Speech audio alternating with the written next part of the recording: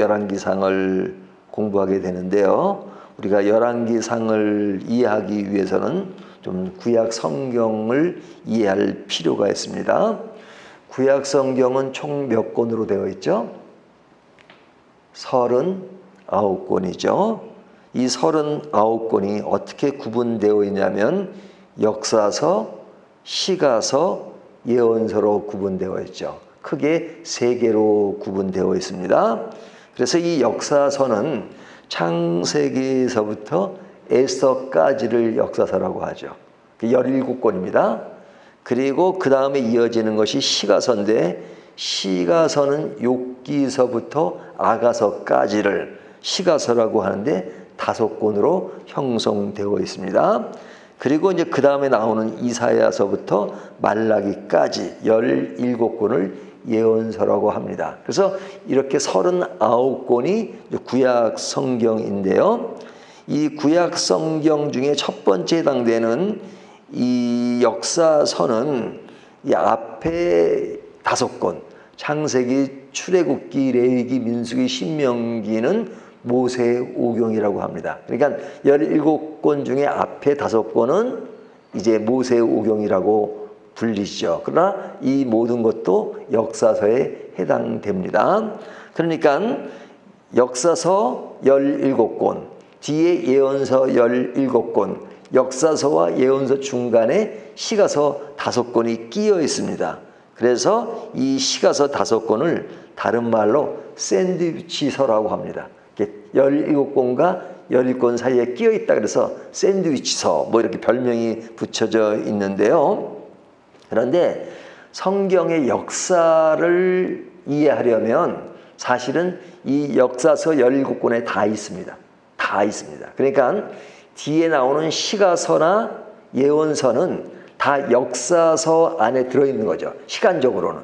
그러니까 그 역사 전체를 이해하는 것은 그냥 17권만 읽으면 되는 겁니다. 하지만 그 17권 안에 시가서가 들어있죠. 예를 들면 시가서는 주로 누가 쓴 겁니까? 다윗, 솔로몬. 그러니까 역사서 안에 그 다윗 시대에 솔로몬 이야기가 들어있죠. 물론 시편에 보면 뭐 모세의 기도도 있으니까 모세까지 하면 또 뭐 모든 것도 그 모세오경에 들어있는 것이니까요. 시가서도 역사서 안에 들어있고, 그 다음에 이제 이사야서부터 말라기까지는 그 왕들의 행적이잖아요. 그러면 왕들의 행적, 예언서는 그 왕들이 활동하던 시대에 그 선지자들이 활동하는 거니까 그 왕들의 이야기도 역사서 안에 다 있는 것이죠. 그러니까 역사서 안에 시가서와 예언서가 다 포함됐다 이렇게 말할 수 있죠. 야, 그런데 이스라엘의 역사는 언제부터 시작되죠? 물론 이제 아브라함 때부터 시작되지만 그 왕권이 형성될 때는 언제냐면 그 사울 왕 이전은 이제 족장 시대를 지나서 사사 시대를 지나서 이제 왕권이 시작되는데 초대 왕이 누구냐면 사울 왕입니다. 사울 왕. 그러니까 사울 왕서부터 이제 왕권이 시작되는데 그 왕권이 단일 왕국으로 형성되는 것은 오래 가지 못해요. 사울 왕, 다윗 왕, 솔로몬까지가 단일 왕국을 형성합니다. 그러니까 이스라엘이 하나죠, 하나. 단일 왕국으로. 하지만 솔로몬 이후에 나라가 분열돼 버립니다. 그래서 나라가 반쪽이 나는데 위쪽을 북이스라엘이라고 하고 밑에를 남유다라고 합니다. 그러니까 솔로몬 이후서부터는 나라가 쪼개지죠. 그래서 앞에 솔로몬까지는 단일 왕국이라고 합니다. 단일 왕국이라고 하고 그 이유를 분열 왕국이라고 합니다. 이 분열 왕국은 솔로몬의 아들 르호보암이 밑에 유다를 다스리게 되고, 그리고 이스라엘 우쪽은 여로보암부터 시작됩니다. 근데 이제 이 내용을 기록한 책이 뭐냐면 사무엘상부터 시작됩니다. 사무엘상하 있고요. 그 다음에 열왕기상하, 역대상하 이렇게 되잖아요. 그러니까 이 책들은 그 역사서인데 그 왕권의 흐름을 다 기록하고 있습니다. 근데 우리가 사무엘상을 보게 되면 원래 우리는 사무엘 상하, 열왕기 상하, 역대 상하 이렇게 나누지만 원래 성경은 상하로 나눠져 있지 않아요. 그냥 하나로 묶어져 있습니다. 그러니까 사무엘 기 이렇게 되죠. 그러니까 원래 이제 그 유대인의 원래 성경을 보면 이게 나눠지지 않고 이제 우리는 39권으로 했지만 그들은 이게 권수가 적습니다. 왜? 하나로 합해져 있기 때문에. 그러니까 우리가 나눈 거예요. 그러니까 이제 사무엘 상하를 보게 되면 사무엘 상하는 사울 왕 이야기와 다윗 왕 이야기가 주를 이루고 있죠. 사무엘 상은. 그리고 이제 오늘부터 보는 저희 열왕기 상은 이제 다윗 왕 이후의 이야기부터 시작됩니다. 그러니까 다윗 왕 이야기가 제일 마지막 부분으로 나오고 그다음에 솔로몬서부터 이야기가 전개되기 시작해요. 그래서 이것이 이제 바벨론 포로 전까지 이야기가 되는데 이제 북이스라엘과 남이스라엘 왕들이 한 40명 됩니다. 40명의 왕들의 이야기가 주를 이루고 있어요. 자, 이것이 이제 사무엘상, 열왕기상에 이루어지는 그 내용들입니다. 근데 역대상하가 있잖아요. 역대상하는 그런 열왕기상에 나오는 내용들이 반복되는데 굳이 역대상하를 기록할 필요가 있을까? 근데 역대상하는 열왕기상하랑은 조금 분위기가 달라요. 어떤 분위기가 다르냐면 역대상하는 주로 이스라엘 중심이 아니라 밑에 있는 유다 중심의 기록을 해요. 거의 유대 왕들을 다뤄요. 근데 이때 기록된 것은 그 열왕기상과는 달리 이스라엘 백성들이 바벨론 포로 이후에 이때 이제 이 역대상하를 기록한 것입니다. 그러니까 이때 기록한 이유가 뭐냐면 이스라엘 백성들이 돌아왔잖아요.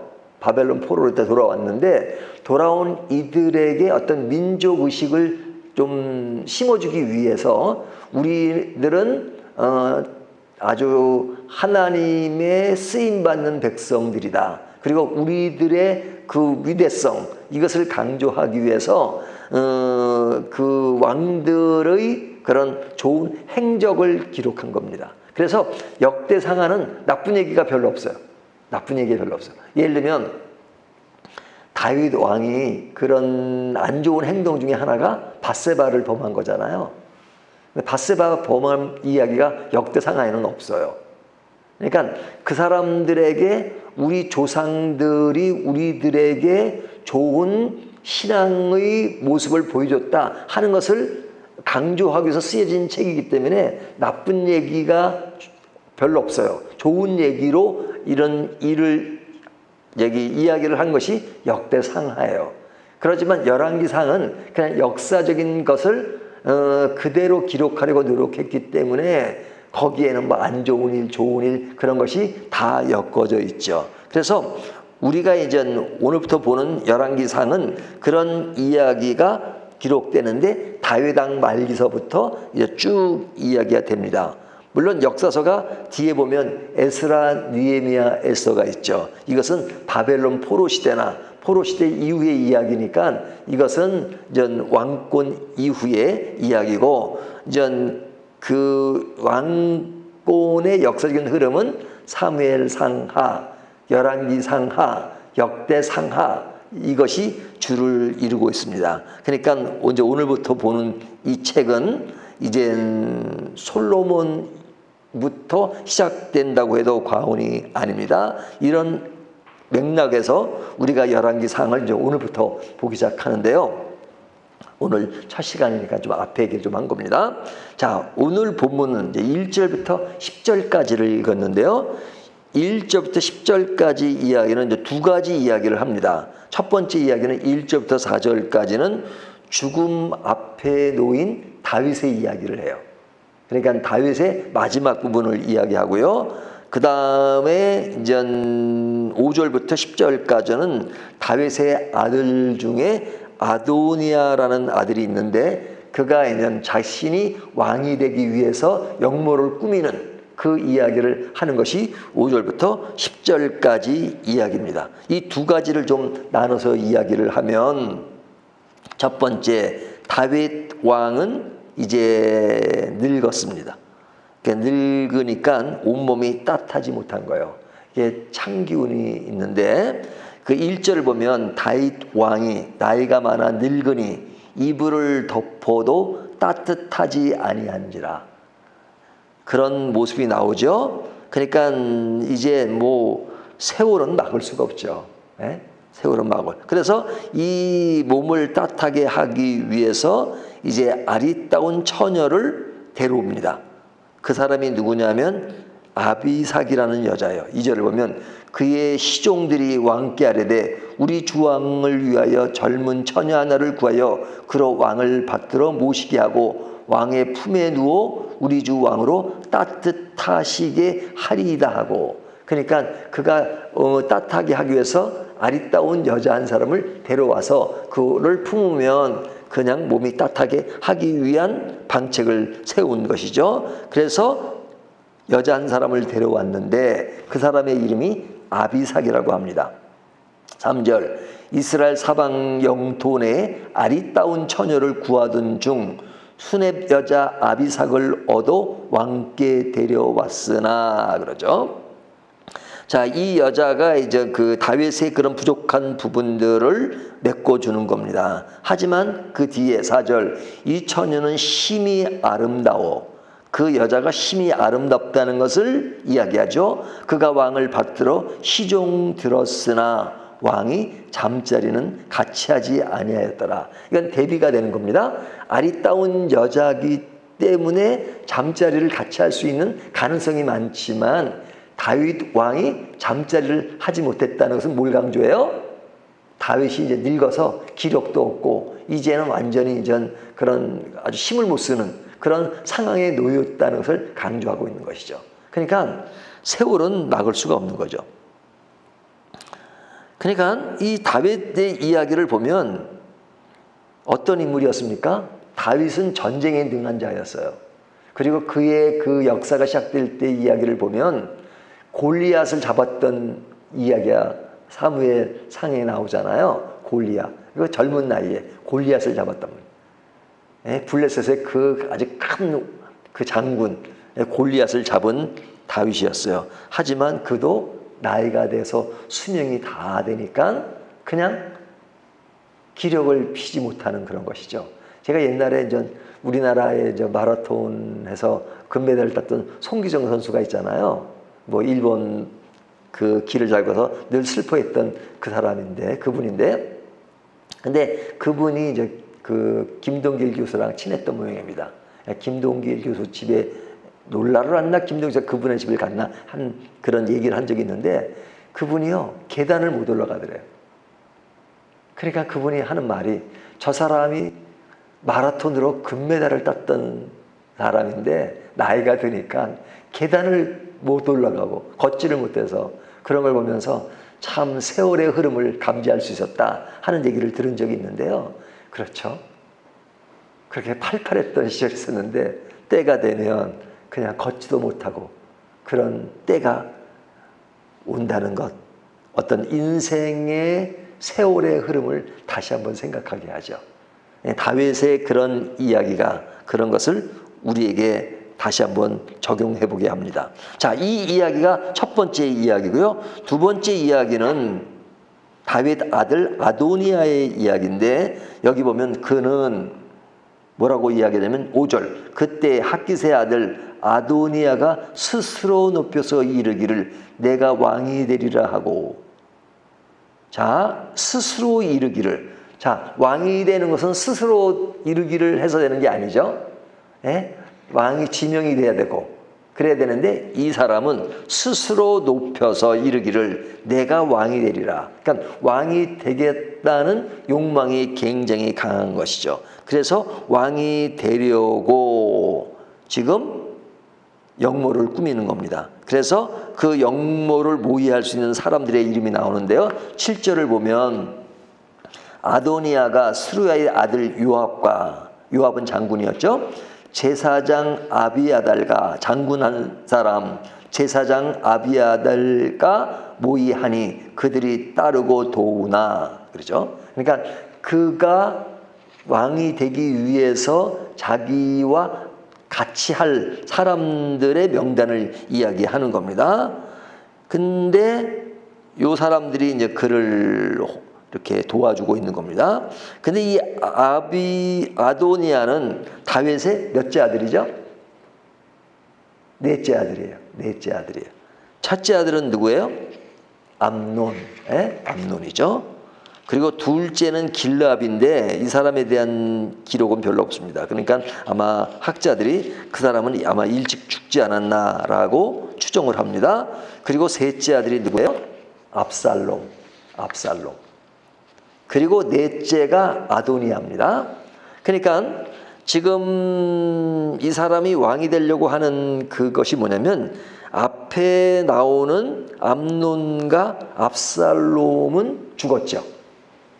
그 암논은 어떻게 죽었습니까?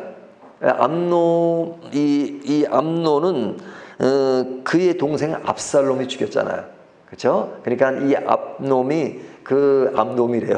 이 암논이 그 자기 그 이복 동생을 그냥 안 좋은 일을 하는데 그 동생이 그 압살롬과의 그때 이제 아내들이 많았으니까요. 그러니까 자기의 혈연의 사람을 죽이니까 그냥 압살롬이 죽여버렸죠. 암논을. 그래서 죽고 또 압살롬은 또 뭐 다윗을 또 이제 배반하고 뭐 또 자기가 또 뭐 왕의 행세를 하고 그랬잖아요. 그래서 또 그도 죽게 되고 그러니까 죽고 또 길르압은 일찍 죽고 그러니까 앞에 세 형들이 다 죽은 거죠. 죽으니까 이 아도니아가 이제 자기가 왕이 되려고 해요. 하지만 아도니아 밑에 동생들이 쭉 있잖아요. 그 중에 한 사람이 누구예요? 솔로몬이죠. 솔로몬이 사실은 왕으로 되어 가는 그런 상황인데 이 사람은 이제 자기가 왕이 되려고 했던 겁니다. 그러니까 이제 역모를 꾸민 것이죠. 그런데 이제 뒤로 가게 되면 그가 성공하지 못함으로써 이제 솔로몬이 왕이 되는 이야기가 나오는데 오늘 본문은 그가 이런 것을 꾸미는 이야기가 쭉 나옵니다. 10절까지 내용이 그 내용이에요. 그러니까 이것이 오늘 본문의 전체 내용입니다. 첫 번째는 다윗의 마지막 때 그리고 아도니아의 역모 이 두 가지 이야기입니다. 자, 이것이 이제 오늘 우리들에게 주는 메시지가 뭐냐, 교훈이 뭐냐 하는 것을 좀 적용해 보면요. 이 본문은 두 가지 이야기를 이렇게 대비해서 얘기하고 있어요. 하나는 마치는 자와 시작하려는 자의 그 상황을 대비시킵니다. 자, 다윗은 끝나가지만 아도니아는 자기가 새로운 왕으로 시작하려고 했지요. 그러니까 인간이 엮어지는 역사 속에는 항상 무엇을 마치는 때가 있고 또 무엇을 또 시작하려는 때가 있으므로 역사는 계속 흘러가게 됩니다. 그런데 오늘 본문에서는 뭐가 부각되고 있냐면 다윗의 약점이 부각되고 있어요. 약점. 그 약점이 뭐냐면 자녀에 대해서는 별로 신경을 안 썼어요. 다윗이. 그러니까 굉장히 그 유능한 왕이지만 다윗이 자녀들의 문제는 조금 무관심했어요. 그래서 암논 사건, 압살롬 사건 이런 사건들이 다 안 좋은 사건들이잖아요. 근데 이 집에 아도니아도 지금 자기 아버지가 늙어서 이제는 힘을 못 쓸 때 그냥 그 틈을 타가지고 왕이 되려고 하고 있잖아요. 근데 오늘 본문에 보면 이렇게 말해요. 6절에 보면 그는 아도니아죠. 압살롬 다음에 태어난 자요. 용모가 힘이 준수한 자라. 이게 용모가 힘이 준수한 자들이 항상 문제를 일으킬 때가 많아요. 사울을 얘기할 때도 용모가 준수한 자라 이렇게 얘기하잖아요. 그의 아버지가 내가 어찌하여 그리 하였느냐고 하는 말로 한 번도 그를 섭섭하게 한 일이 없었더라. 그가 너무 착해서 그 아버지가 너 이렇게 야단친 적이 없다는 말이 아니라 아버지가 신경을 안 썼다는 얘기예요. 신경을 안 썼다는 거죠. 그러니까 뭐 그냥 신경을 안 썼다는 것에 포인트가 있습니다. 그러니까 이 문제를 보면 사람들이 다 이렇게 약점은 있는 것 같아요. 완전한 사람이 없는 것 같아요. 그래서 그 틈을 타서 이 아들이 아버지를 능가하려고 하는, 아버지가 자기를 지명해 주지 않고 그러니까 자기가 왕이 되려고 하는 그런 것. 그러지만 오늘 본문은 그것이 헛된 일이었다라고 말합니다. 하나님을 배척하고 자기의 길을 자기가 만들려는 것에 대해서 그것은 길게 갈 수 없다 하는 것을 오늘 본문이 보여주고 있습니다. 그렇기 때문에 이 열왕기 상은 그 이스라엘과 유다의 나라가 형성되는 것들을 이야기하잖아요. 그 형성 과정에는 누가 주도를 해요? 왕들이. 하지만 그 왕들이 행해지는 그 일은 완전하지 않아요. 왜 완전하지 않냐? 완전한 나라를 형성하려면 하나님의 통치가 이루어져야 되는 거죠. 그러니까 하나님의 통치가 아닌 인간의 통치는 한계가 있어요. 그렇기 때문에 인간은 하나님을 의존하고 의지하면서 그 나라를 통치해 가야 되거든요. 근데 불완전한 인간이 하나님을 배제하고 자신의 힘으로 통치하려고 한다? 그것은 늘 불완전한 요소를 만들 수밖에 없는 거죠. 그러니까 이 이야기는 오늘날 우리들의 개인적인 삶의 역사도 마찬가지입니다. 내가 주도해서 내 인생을 살겠다? 그것은 불완전해요. 하지만 나는 불완전하지만 나를 창조하시고 나를 구원하시고 나를 지금도 선한 길로 인도하신 하나님은 완전하시잖아요. 그 하나님께 의존할 때 우리의 인생길은 아름다울 수 있다 하는 것을 보여줍니다. 인생은 아무리 유능한 왕이라도 때가 되면 기력을 잃을 수밖에 없지만 그러나 우리는 나의 존재의 가치보다는 하나님께 의존해서 하나님께 맡기고 하나님의 뜻을 따라 사는 삶이 아름답고 그런 역사가 내 안에 이루어질 때 가치가 있다 하는 것을 오늘 본문이 말씀해 주고 있습니다. 오늘 말씀을 통해서 우리의 시작과 우리의 마지막이 어떻게 되어야 되는가 하는 것을 다시 한번 점검하는 저와 여러분이 되시기를 주님의 이름으로 축원합니다.